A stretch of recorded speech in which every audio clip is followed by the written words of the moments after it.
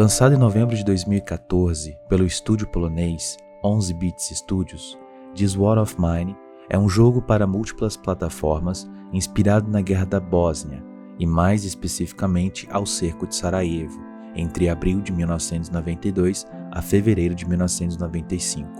Narra, pois, uma história de guerra do ponto de vista dos civis e suas consequências. No entanto, não é apenas um jogo de gerenciamento de recursos.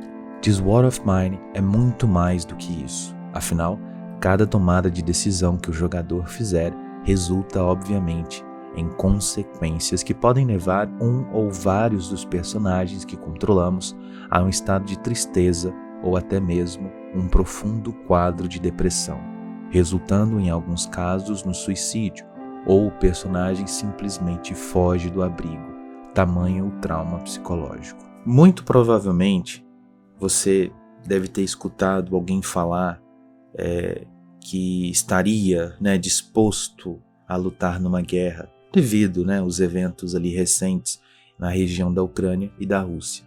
Na semana passada eu fiz um vídeo trazendo algumas referências de canais onde vocês podem se informar. Coloquei alguns, não coloquei todos para não estender muito, mas todas aquelas referências que eu coloquei para vocês, tá? Talvez seja algumas mais básicas nesse momento, porque os eventos eles estão acontecendo, as notícias elas estão chegando e tanto do lado russo quanto do lado ucraniano nós temos que isso é muito comum, inclusive em momentos de guerra, que são os governos dos dois países incentivarem a desinformação. A Rússia fala uma coisa e a Ucrânia vai lá e desmente. A Ucrânia vai lá e fala uma coisa e a Rússia desmente. Então, fica nesse jogo, no campo de batalha, que a gente chama de a guerra real mesmo, com armamentos, com infantarias, tanques, enfim, E também existe um outro lado dessa guerra, que é inclusive esse confronto ali, essa invasão Rússia-Ucrânia, os ataques e a produção de notícias falsas, a atuação cibernética, no campo cibernético, tanto da Rússia quanto da Ucrânia, mas principalmente da Rússia, é algo que jamais foi visto até então. Não há precedentes do que a gente está vendo nesse campo especificamente dos ataques da guerra cibernética.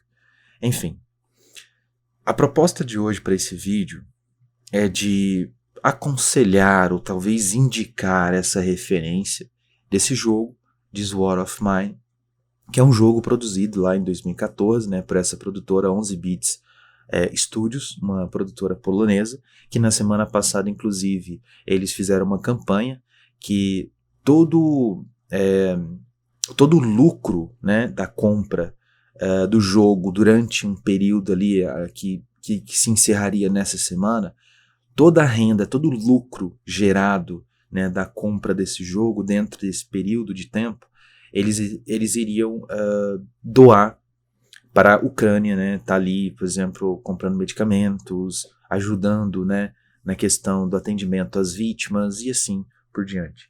E aí hoje, sexta-feira, dia 4 de março, eu entrei na página do jogo na Steam e eles colocaram, inclusive, eles colocaram ali uma prestação de contas, Eles colocaram ali na página deles, na página do jogo, que é vendido, o jogo na Steam, eles colocaram que eles arrecadaram nesse curto espaço de tempo com a venda do jogo, por volta de 850, eu acredito que $850 mil. Que todo esse dinheiro, tem até as imagens das fotos ali no local, que eles vão investir esse dinheiro, que eles vão doar esse dinheiro, na verdade. E eu achei isso muito bacana. Eu achei isso extremamente bacana. E o que eu tenho para dizer com vocês? Eu vou colocar algumas imagens aqui. Essas imagens que eu estou colocando para vocês não são da jogabilidade, da gameplay pelo notebook, pelo computador, pelo PC, mas sim pelo Xbox. O Xbox tem um problema que o jogo oferecido no Xbox é apenas o jogo padrão. No Xbox ainda não tem as expansões como tem na Steam, por exemplo. Mas isso não quer dizer muita coisa, Lá no Xbox, inclusive, se você quiser depois experimentar, né, o jogo, você pode inclusive montar, né, uma partida para você, montar ali toda a estrutura da sobrevivência, que você pode configurar os personagens, a quantidade de personagens, a quantidade de dias, né, que você precisa sobreviver dentro desse conflito. Eu quero colocar aqui as minhas impressões em relação ao jogo. Como eu falei no início do vídeo, que você muito provavelmente deve ter escutado alguém nesse contexto agora, ou em outros contextos, pessoas que falam que, eu iria pra guerra, se eu pudesse eu iria, eu lutaria, eu pegaria em armas, e que não sei o quê. Isso eu escuto recorrente entre os meus alunos, professor de história sempre vai escutar esse tipo de coisa.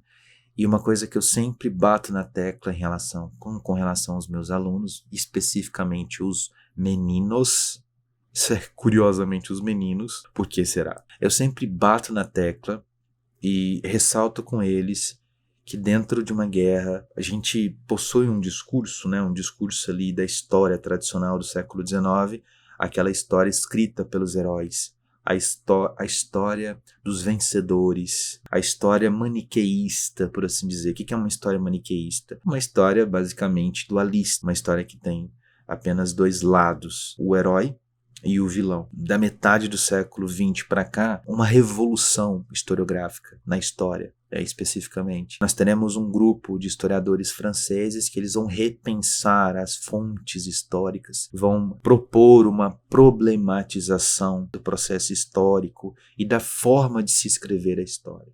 Então esse grupo de historiadores franceses ali da escola dos análises foram e são ainda extremamente importantes para a historiografia atual. Eles serão responsáveis por simplesmente expandir as fontes dentro da história.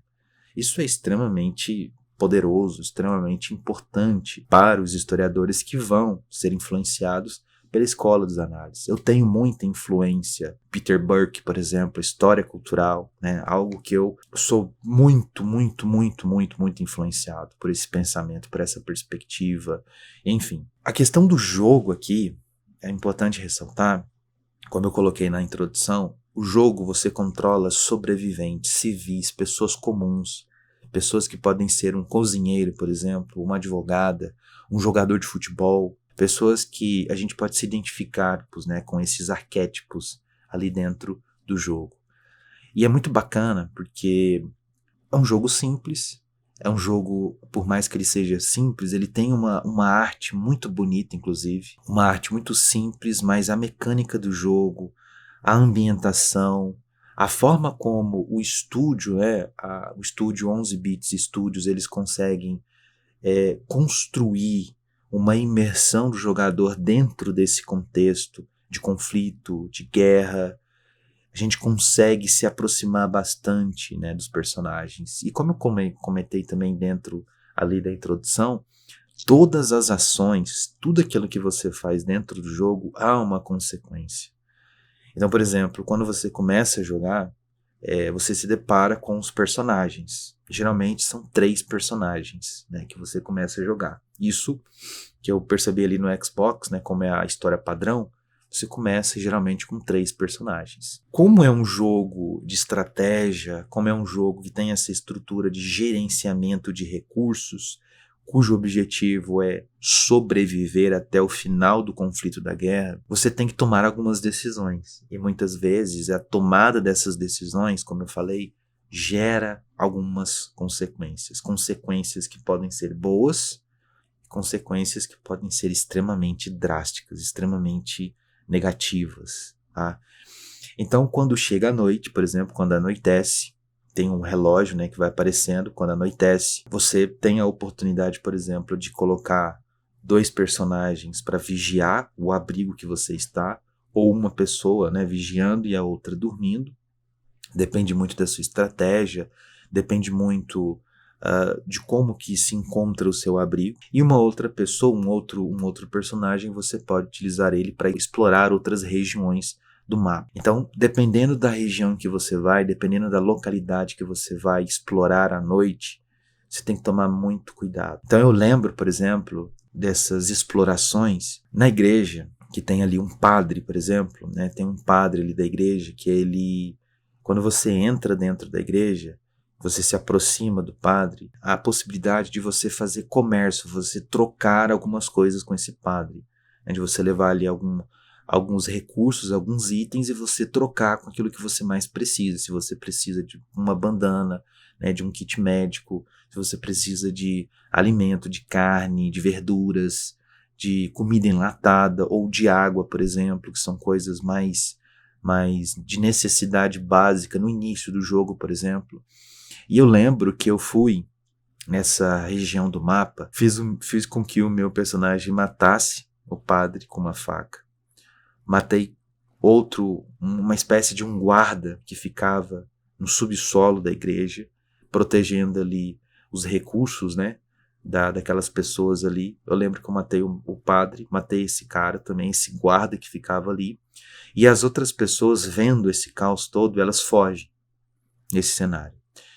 E eu lembro que, naquele momento, quando eu descubro um estoque muito valioso de alimentos, de medicamentos, de recursos para construção e assim por diante, eu pego parte desses recursos e quando eu retorno para o meu abrigo, o meu personagem, por conta dessas ações que eu tomei, dessas decisões que eu tomei, o meu personagem ele começa a entrar num estado de tristeza, num estado de depressão profunda, que a consequência desse processo todo, mesmo utilizando os outros personagens para aconselhar ele, mesmo alimentando corretamente o personagem, ele não consegue sair da depressão e ele acaba cometendo suicídio.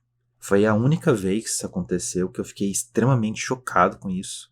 E foi bem no início do jogo. Fiquei muito chocado com isso. Foi assim, o personagem cometeu suicídio por conta de uma decisão que eu tomei lá atrás. Num outro episódio, por exemplo, uma personagem que eu utilizei, né, para explorar uma outra região do mapa, eu não lembro agora qual foi a localidade, eu lembro que ela ficou muito mal mesmo, e ela simplesmente abandonou o abrigo, porque começou a gerar brigas entre os personagens por conta das decisões que ela tomou. Eu colocava os personagens para aconselhar ela não aceitava isso, e ela acabou fugindo do abrigo. Então, para quem você conhece, né, que nesse contexto agora que a gente está vendo, né, ali na Ucrânia e na Rússia, que se colocou, por exemplo, disposto a ir para a guerra, disposto a pegar em armas, que se enxerga dentro desse contexto, que é encantado com esse contexto, né, armamentista, de guerra, que acha que, né, que esse processo é como acontece nos jogos, é como acontece em filmes, em séries. Esse jogo ele é muito bacana porque ele tem uma função pedagógica. Ele tem uma função de produzir uma certa empatia, né, no indivíduo que está jogando esse jogo. Porque ele, no momento em que você toma uma decisão, e essa decisão ela reflete numa consequência negativa, por mais que você tente controlar aquele ambiente, você não consegue controlar os personagens, porque eles têm uma emoção, eles estão, né, reproduzindo ali o mais próximo possível de um comportamento de um civil dentro de um conflito militar. Então, é extremamente complexo, né? Você está dentro desse ambiente. Bom, e uma outra coisa que eu sempre falo com os meus alunos é algo que eu extraí de uma leitura que eu fiz uma vez de um livro, o nome do autor eu não vou lembrar agora o nome, mas o nome do livro era Justiça. Vou estar colocando aqui para vocês a capa do livro. É um livro excelente, é um livro que o professor ele traz, que é um professor ali da Harvard, né, que cada capítulo é parte do programa, né, de um curso que ele ministra há muitos anos na Universidade de Harvard, no curso de Direito. E cada capítulo que ele apresenta nesse livro Justiça é um dilema que ele apresenta pra gente, um dilema jurídico e filosófico também, dilemas éticos envolvendo questões jurídicas, de jurisprudência, que ele faz todo um background muito interessante, a forma como ele vai traçando, né, esses dilemas éticos para o leitor. E num desses num desses capítulos que ele coloca ali no livro dele, ele fala sobre um debate que existe dentro dos Estados Unidos em relação a uma condecoração que é dada para soldados, né, que vão para a guerra, que são mutilados. Em um dado momento ali, esse soldado ele sofre um acidente ou ele é atingido, né, por um ataque inimigo e ele acaba sendo mutilado. Ele perde um braço, ele perde as pernas, enfim, ele é mutilado fisicamente. Quando esses soldados eles sobrevivem e retornam, né, para os Estados Unidos, há uma tradição muito antiga de dar uma condecoração para esses soldados, que é o Coração Púrpura, o nome dessa condecoração, que é uma homenagem, uma condecoração à bravura heróica, né, desses soldados, de terem sobrevivido a um ataque que deixou eles sem uma parte do corpo dele. Então, há uma tradição muito antiga de condecorar esses soldados que voltam. Só que muitos desses soldados, ele relata, e a gente também sabe, dentro do processo histórico, né, foi assim na Primeira Guerra Mundial, foi na Segunda, foi na Guerra do Vietnã, na Guerra do Golfo.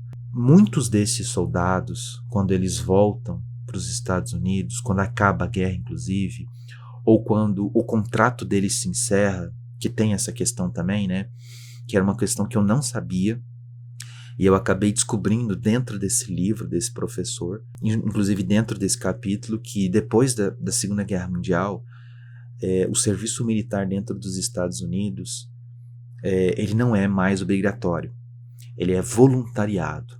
Então, quando a gente vê isso muito em filmes, né?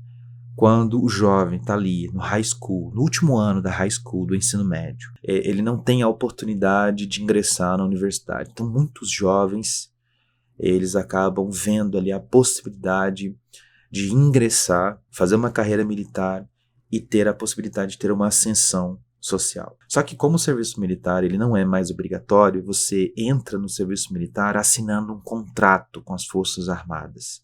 Geralmente isso acontece principalmente dentro dos fuzileiros navais, que aí você pode chegar a uma classe de elite, né? Com muito treinamento, com muita graduação. Muitos desses soldados, isso há um histórico, né, de quando eles retornam para os Estados Unidos, eles são completamente desamparados pelo governo federal. A pensão que eles recebem é muito, muito baixa. Então por isso que muitos desses militares, né, desses soldados, desses que chegam no mais alto nível, né, de graduação ali e vão para a guerra e voltam para o seu país, e muitas vezes voltam mutilados fisicamente, voltam mutilados psicologicamente, né, e não recebem o mesmo amparo como se ele fosse um soldado apto. Muitos desses soldados eles voltam desiludidos com o que eles viram na guerra, com o que eles fizeram no campo de batalha, o que eles, né, foram obrigados a fazer, porque tem sempre essa questão, né, de que eu cumpri ordens. E nesse livro, nesse capítulo, o professor ele faz esse questionamento. Por que um soldado que é mutilado fisicamente recebe essa condecoração do Coração Púrpura e um outro soldado que tem uma mutilação psicológica, que sofre um trauma psicológico, que é chamado de neurose da guerra, ele não tem o mesmo direito de receber essa condecoração? Aí ele apresenta, claro, né, o argumento, a justificativa das próprias Forças Armadas. Eles não reconhecem, né, esses colapsos psicológicos desses militares, eles não é reconhecido. Eles veem isso como uma fraqueza de caráter. E o questionamento que o professor faz é justamente isso. E é algo que eu extraí desse livro. Imagina você, pensa comigo, se um soldado passa anos treinando, anos treinando, como mexer com uma arma, como operar um tanque, fica anos treinando isso. Quando chega na hora da guerra, ele presencia muitas coisas que ele não estava preparado para ver. E quando ele retorna para sua casa, para o seu lar, para sua família, ele retorna como uma outra pessoa. É outra pessoa. E eu já vi vários relatos sobre isso. Inclusive muitos militares, veteranos de guerra, da Primeira Guerra Mundial, da Segunda, como eu falei, da Primeira, da Segunda, da Guerra do Vietnã, todas as outras guerras que os Estados Unidos empreendeu ao longo do século XX, muitos desses militares, quando eles retornam para os Estados Unidos, eles não conseguem, em alguns casos, se encaixar novamente na sociedade. Eles não conseguem encontrar um emprego, atuar em alguma outra função que não fosse aquela como militar. Ele foi treinado para ir para a guerra, ele foi treinado para matar, e quando ele volta, ele não tem mais nenhum objetivo, ele não tem mais nenhum propósito de vida. Então muitos desses veteranos de guerra se encontram em estado de miséria, abandonados, né, pelo governo federal. Muitos deles são moradores de rua. Então é isso. Se um soldado que é preparado para ir para a guerra não tem um preparo psicológico, imagina um civil, imagina uma pessoa comum, como eu, você. Imagina as pessoas, né, os civis ali dentro da Ucrânia, as crianças na Ucrânia, as mulheres na Ucrânia. Ou, por exemplo, uma violência que acontece há séculos, há décadas, na Palestina. Imagina o trauma que essas pessoas elas vivenciam constantemente em regiões de risco, regiões de conflitos. Então a proposta desse vídeo aqui hoje é refletir sobre esse aspecto. O áudio que você irá ouvir agora é um trecho do podcast Projeto Humanos, o 6º episódio da 2ª temporada, A Caça ao Terrorista. Apesar de ser uma pessoa plena em suas convicções, a guerra deixou marcas profundas no Francesco. Mas ele só a sentia quando estava longe do campo de batalha. A PTSD em português é estresse pós-traumático, também conhecido em soldados como pós-guerra. Ele não começa e termina, entendeu? Ele vem,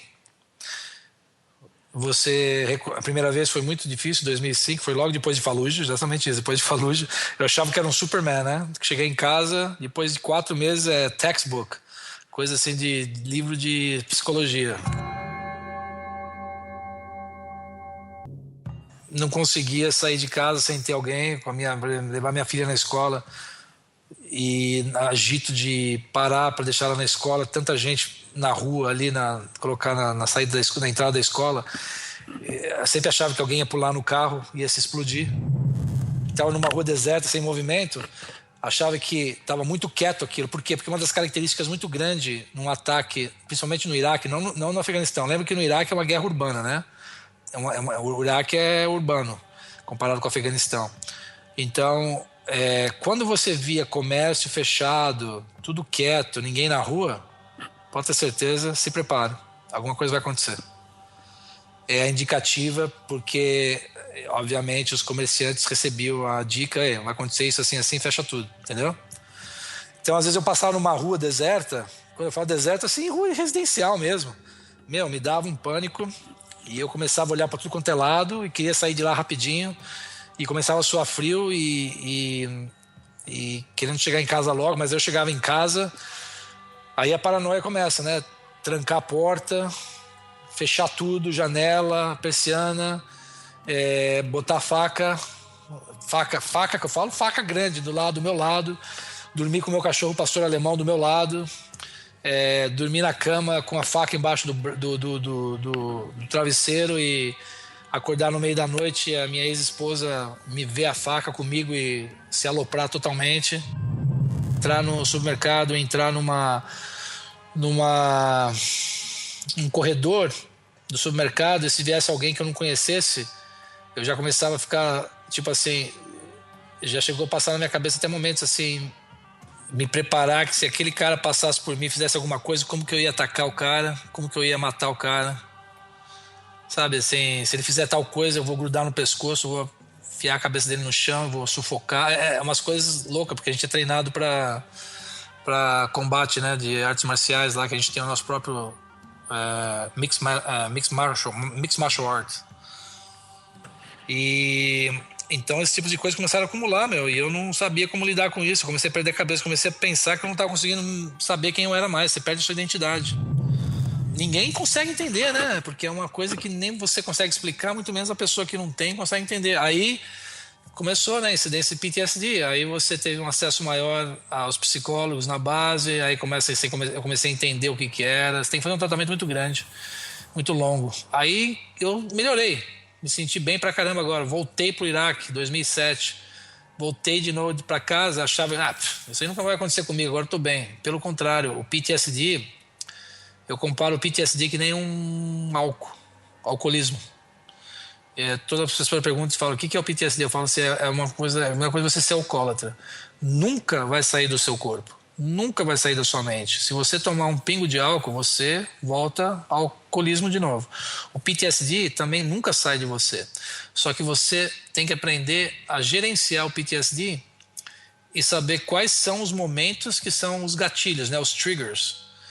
Só que para que você fique um expert nisso, você vai encontrar o diabo no fundo do poço escuro e olhar na cara dele, porque só você fazendo isso que você vai aprender quais são as coisas que te fazem, né, sair do controle ou fazer um trigger. Trigger é engatilhar alguma coisa.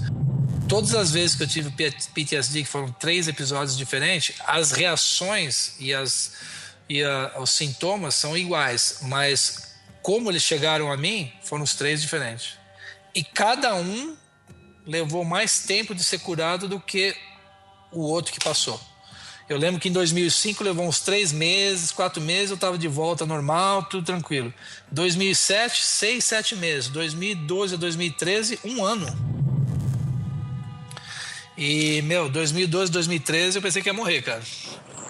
Porque o tempo estava passando, eu já tinha passado por 2 episódios e eu falava, eu não sou mais aquela pessoa que gosta de malhar. Você perde toda... Porque o PTSD, como qualquer outra, né, doença psíquica que te afeta nesse sentido em relação ao combate, tudo, que você não sabe que está chegando em você...